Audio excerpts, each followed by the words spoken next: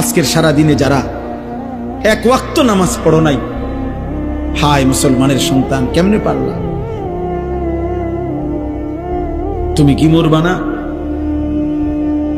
তুমি কি কবরে যাইবা না? বাপ, এই পৃথিবীর কত রাজা বাদশাহ কবরে চলে গেছে, তুমি কি কোনোদিন কবরস্থান দেখো নাই? তুমি কারো জানাজা পড়ো নাই? তুমি কি কোনো মানুষের লাশ দেখো নাই?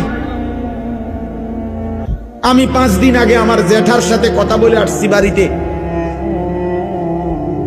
খোঁজ খবর নিছি। 5 দিন পরে আমার জ্যাঠা মারা গেছে। আমি জ্যাঠার দিকে তাকাইয়া বাড়িতে গিয়া দেখছি এই সেই মানুষটা যার সাথে আমি কথা বলছি, উনি নাই, চুপ হয়ে গেছে, হাত নড়ে না, পাও নড়ে না। আমি জানাজা পড়াইছি আমার জ্যাঠার, তো জানাজার আগে আমি আমার জ্যাঠার কবরটা খালি, তখন কবরে রাখে নাই।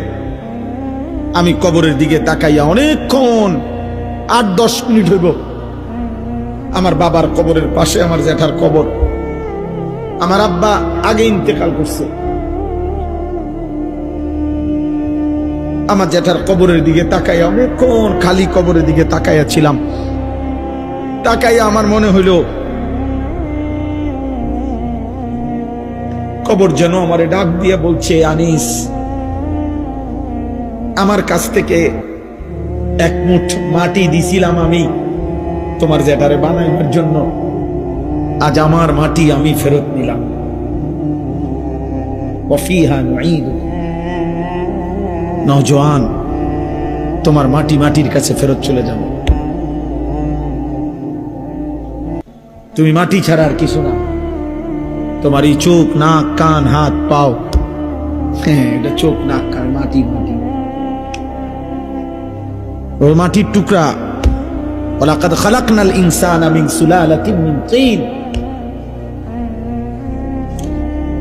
আল্লাহ বলছে শুকনো মাটি থেকে, ঠনঠনে মাটি, আমি সেখান থেকে মানুষকে সৃষ্টি করেছি।